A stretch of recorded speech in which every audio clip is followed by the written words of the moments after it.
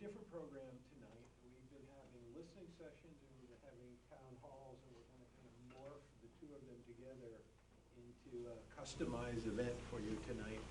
I know a lot of people in the audience are already familiar with Manchester Proud, but I do see some new faces, so we're going to spend a few minutes talking about that and some upcoming events, and we'll keep that brief, and then we're going to hear from Liz, who's going to point us toward some listening sessions, and we'll break up into two groups for that. She'll explain all that. Kathy Cook from our council is with me tonight. She's going to be talking about community engagement stuff. Bob Baines on the council is also here tonight, so I want to recognize them as being key supporters and partners in this adventure from day one. So in just a few minutes, tell those of you who are less familiar with Manchester Proud what Manchester Proud is. And, this is a subject at this point in my life I could probably talk about for 3 or 4 hours and not run out of things to tell you. About a year and a half ago or so ago, a group of folks from the community, I'll call them casual acquaintances, started to meet, prompted by some of the news that had come out in the media about our public schools and comparing them to other schools in New Hampshire, and a fair amount of negativity surrounding that, as all of you already know. And we got together asking ourselves, how much do we want to believe about what we read? How much should we be learning for ourselves as kind of responsible citizens, if you will, in Manchester? What should we be learning about our schools so we're more informed? And then using that information, is there something we should be doing to better support our public schools? That led to the discovery that our school system had a 5-year strategic plan, expired in June of 17, not quite a year ago at this point. And there were no provisions in place to renew that plan.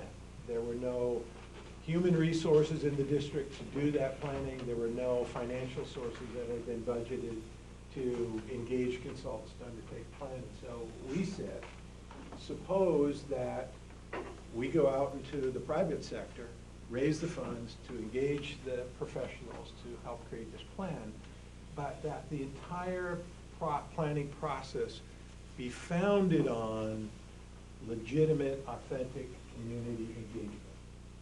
So is there some way that we could use the need for a plan to engage our community in more thoughtful conversations about our schools, so that we all learn about the roles of our schools in our community, how important they are to all of us every day, how schools have changed and continue to change, and what we as a community should be doing to support each and every kid in Manchester today and tomorrow for their benefit and frankly for all of ours, because as the world changes, the resource of having a solid public educational system in the community is becoming more and more essential to all aspects of life in our community.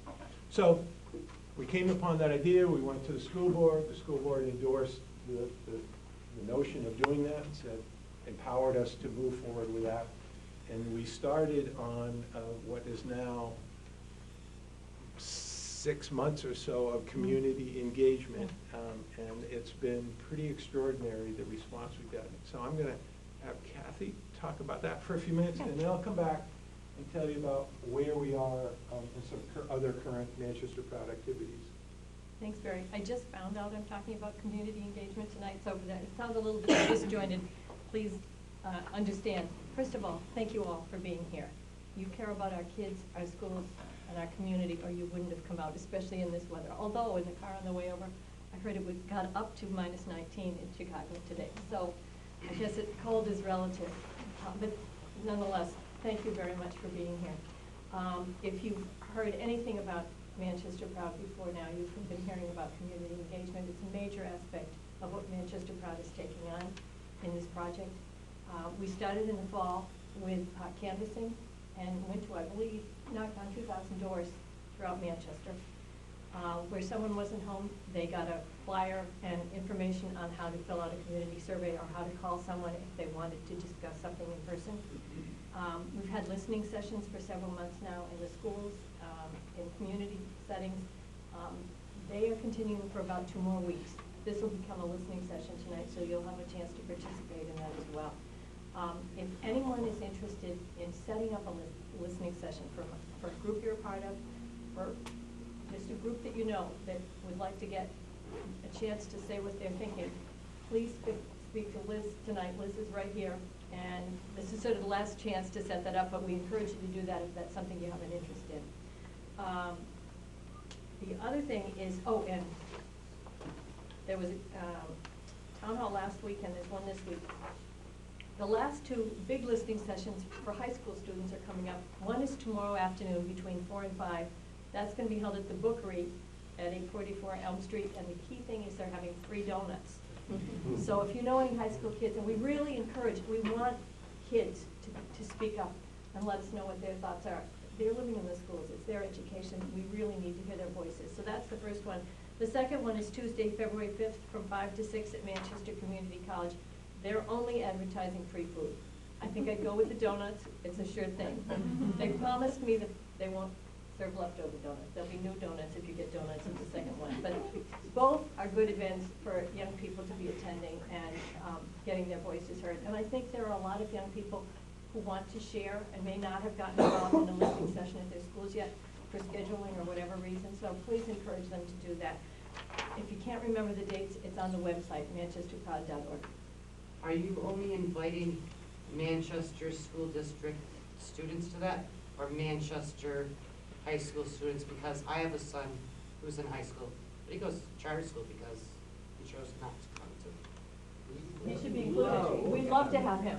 We would Okay. love to. Yeah, we want all voices heard. Parents in the same situation, and definitely him. Okay. That'd be He great. likes donuts. He'll be happy. He'll be happy. It'll save you money. It's good. Also, the community survey, which has been going on for several months now, ends tomorrow night. So if you haven't filled one out and would like to, or if you know anyone, it could be grandma who doesn't have kids in the school anymore, or a neighbor, anyone who has an interest has till tomorrow evening to fill out the community survey. And again, it's at manchesterproud.org. The last thing I want to say is I've canvassed, I've facilitated listening sessions, I've worked with all the different layers of this, groups in the schools. We've also arranged to have facilitators sit in the schools so teachers could stop by during the day when they had a few moments to give their input. They don't always have 45 minutes or an hour to stop in on a listening session. And in all of those experiences, I have consistently seen people treat each other with respect. And it's an emotional topic, as we all know, and I think that's something we should all feel very good about. If we can continue this way, we can be a role model for our whole community. So please follow through on any of these if you have a chance, and if you have any questions, ask Liz or ask me, or certainly if you're home, check the website. Thank you very much.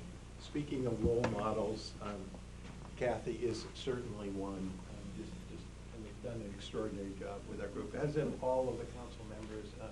One of the most rewarding parts of the work we've done so far is just seeing how people in the community have stepped up and said, this is really important to do, and we want to get engaged, we want to help in any way we can.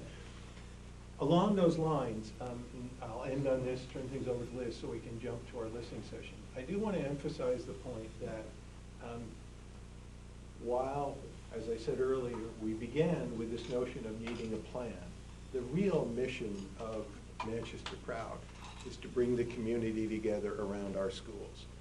And in order to do that, we've said that all the work of Manchester Proud will be done by work groups, not by a select few people who happen to get together to start this conversation, but really by anyone and everyone in the community who wants to participate in this process. So toward that end, there's one particularly important thing that's going on right now that I want to call your attention to. We have, in addition to our friends at Reaching Higher New Hampshire who have been working with us on strategy and project management and community engagement, and you're going to meet Liz, our rock star community engagement person, in just a second. In addition to that, you may have seen through the news that a week or so ago we brought on board Two Revolutions, a national planning consultant who does, they call it an educational think tank.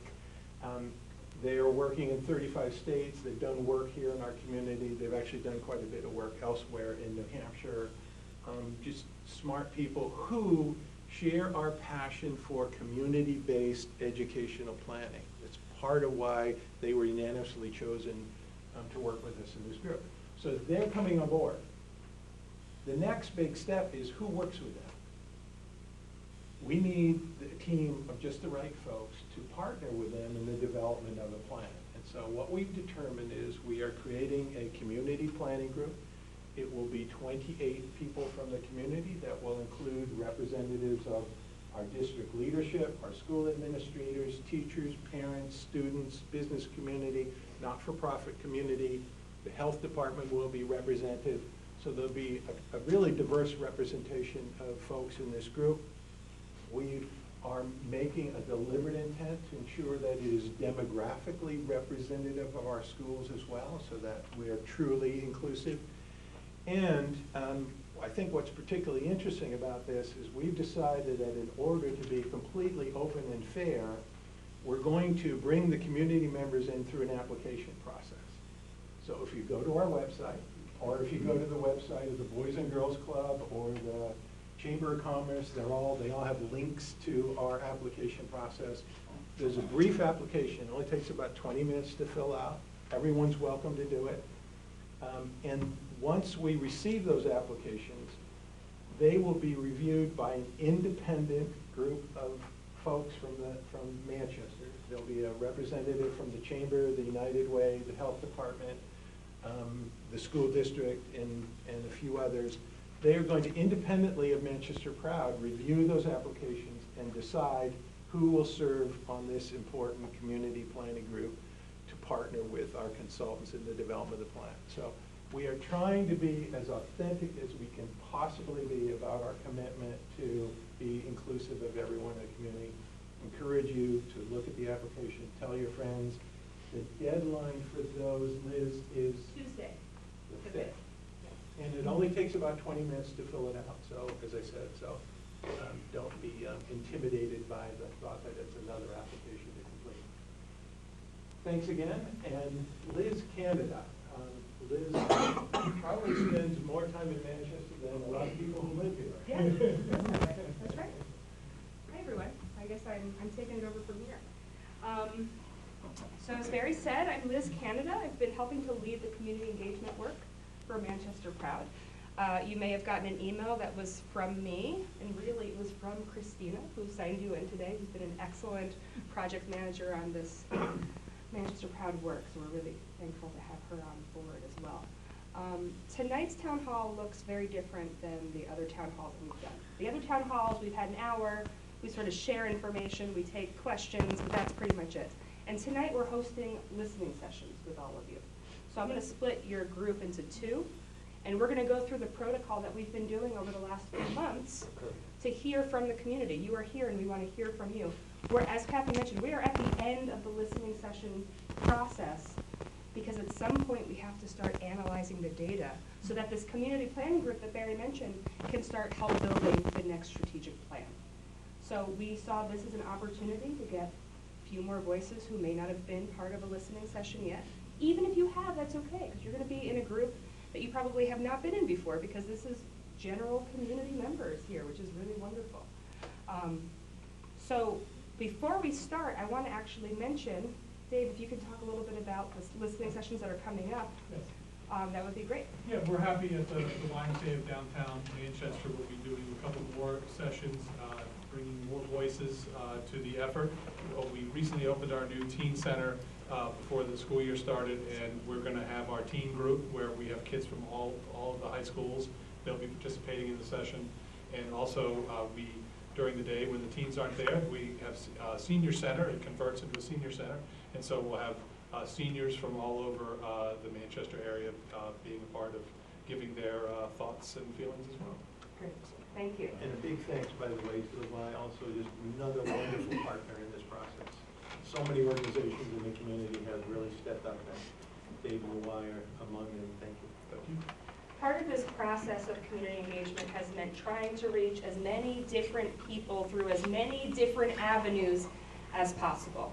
So I'm gonna point at Kyle over here. He facilitated with the Boys and Girls Club with a group of students that he works with. So we've been trying to reach out to different organizations to say, you know people way better than I do. Like Barry joked that I spent a lot of time in Manchester. I do, but I only know so many people. Like, we need the community to take this on. Like, Manchester Proud is a community movement. It's not a group of people who are doing things to the community. We are hearing from the community, and then the community is going to build a strategic plan. So that's where this is coming from.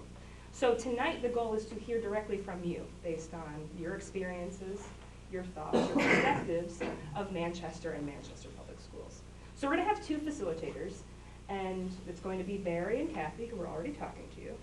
I have bad news, which is Manchester Public Television. We can't have you here for this because the first rule of the listening sessions is that there's confidentiality. That's one of the norms of the listening sessions. So we're going to have to shut off the public television before the listening sessions start because you'll be in small groups, and one of these two folks will facilitate with you for a portion of the next, probably about 45 minutes that we'll talk. You will hear from your facilitators a few things. One is that confidentiality is absolutely vital to this process. So what is said in the group remains within that group and goes into our data set, and we don't share it in terms of, I would never say like, Kathy Cook said the following thing. No, we would never do that. We would say a community member, a Manchester resident. We would keep it very anonymous in that capacity. To be respectful, Kathy already said that, being respectful of one another. Sharing airtime, making sure that everybody in your group has the opportunity to talk. And if you don't want to talk, that's okay. If at any point in the process you don't want to stay any longer, that's an okay thing. Nobody will be offended or upset. Manchester Public Television will not film this to say like, oh, look at that person walking out. Nope, we won't do that. You don't have to worry about that. But that this is a volunteer process. And we hope that you will stay and share your opinions and perspectives, but that if at any time you feel like leaving, that is also okay, but that you're welcome to do that.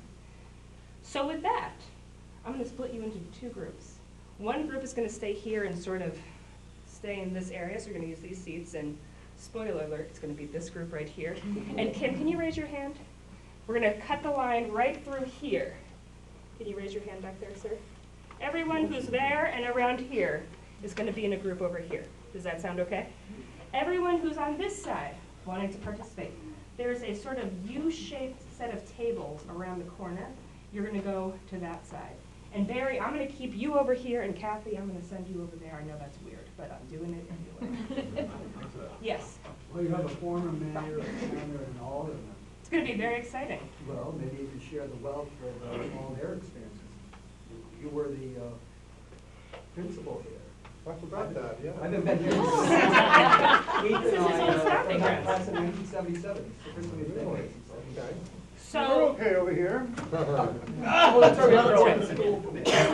so I will let you choose as you wish if you want to swap as you need to, but I need you to split into two is what I really need you to do. So at this time, I'm going to go around to both groups when there's a 5-minute warning so that you know 5 minutes is up.